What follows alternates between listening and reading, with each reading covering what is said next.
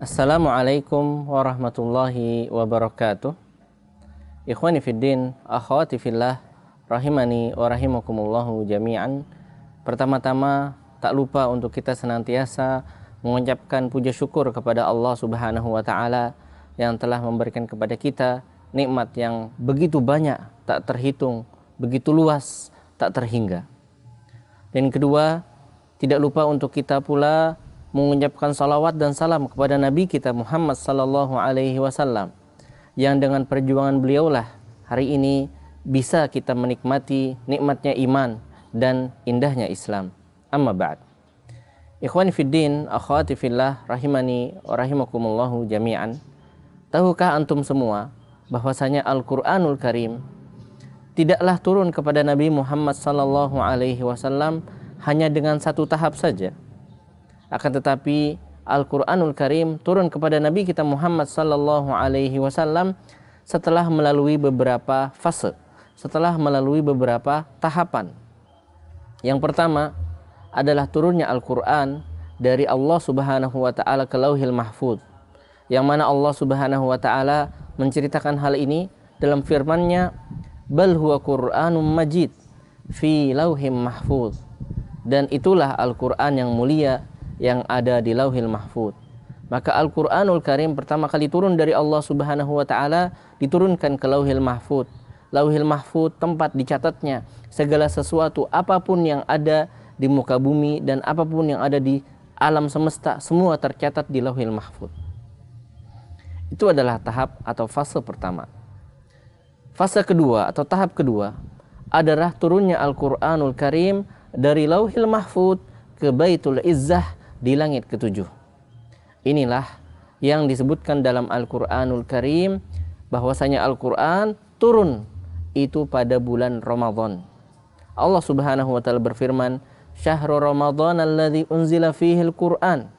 Bulan Ramadan yang mana di dalam bulan tersebut diturunkan padanya Al-Quran. Ahlu tafsir diantaranya Ibnu Abbas radhiyallahu anhuma mengatakan, yang dimaksud dengan turun di sini adalah turunnya Al-Quran dari Lauhil Mahfuz ke Baitul Izzah di langit ketujuh. Yang mana turunnya bukan hanya pada bulan Ramadan secara spesifik, tapi secara lebih khusus lagi diturunkan di Lailatul Qadar, yang mana sering kita temukan, yang mana sering kita baca dalam Al-Quranul Karim firman Allah Subhanahu wa taala, Inna anzalnahu fi lailatul qadar.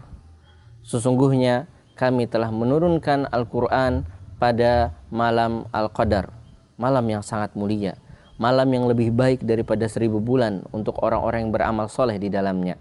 Pada malam itulah diturunkan Al-Quran dari Lauhil Mahfuz ke Baitul Izzah di langit yang ketujuh.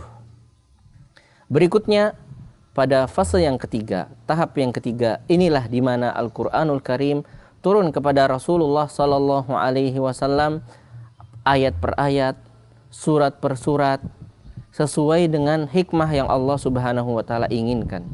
Kadangkala Allah Subhanahu wa taala menurunkan kepada Nabi kita Muhammad sallallahu alaihi wasallam Al-Qur'an atau ayat Al-Qur'an untuk menguatkan hati Rasulullah sallallahu alaihi wasallam. Bisa pula untuk menghibur beliau yang mungkin sedang bersedih, bisa pula untuk menjelaskan sebuah perkara, bisa pula untuk menjawab pertanyaan yang dilontarkan kepada beliau sallallahu alaihi wasallam. Inilah tiga fase turunnya Al-Quran dari Allah Subhanahu wa taala ke Lauhil Mahfuz, dari Lauhil Mahfuz ke Baitul Izzah, lalu dari Baitul Izzah kepada Rasulullah sallallahu alaihi wasallam melalui perantara malaikat Jibril alaihi salam. Allah Subhanahu wa taala berfirman, Nazala bihir ruhul amin ala qalbika litakuna minal munzirin.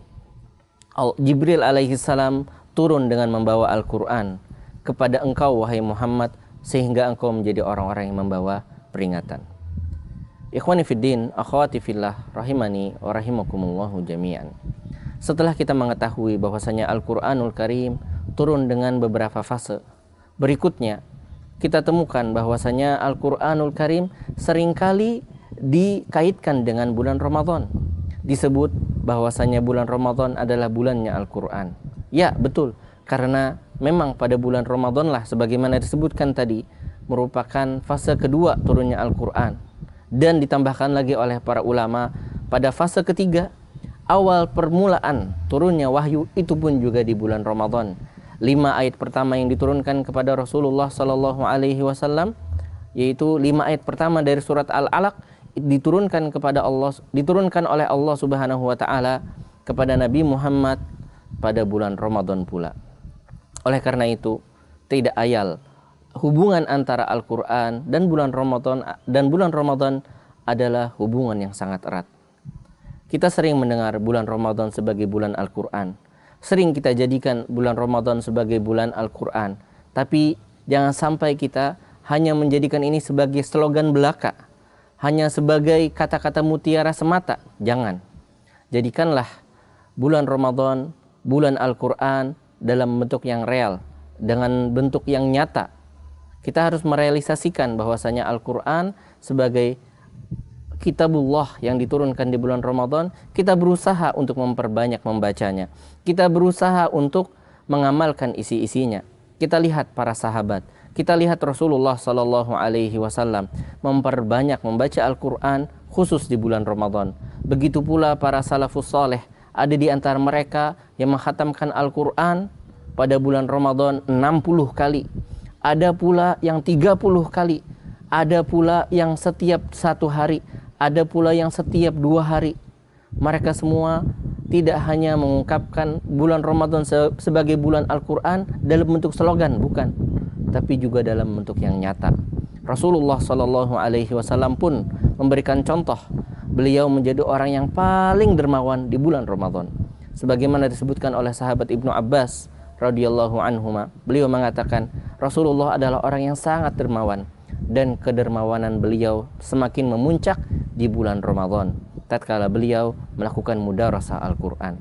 Ini menunjukkan bahwasanya Al-Quran sebagai bulan Syahrul Ramadan, sebagai bulan Al-Quran, itu jangan sampai hanya sebagai slogan, jangan sampai hanya sebagai pengetahuan, juga sebagai sebuah amalan yang direalisasikan dalam kehidupan yang nyata. Perbanyaklah baca Al-Quran, perbanyaklah juga berinfak, bersedekah, berpuasa ya sebagai kewajiban, banyak juga untuk menyambung silaturahmi dan amalan-amalan soleh lainnya sebagai bentuk realisasi dari Al-Quranul Karim.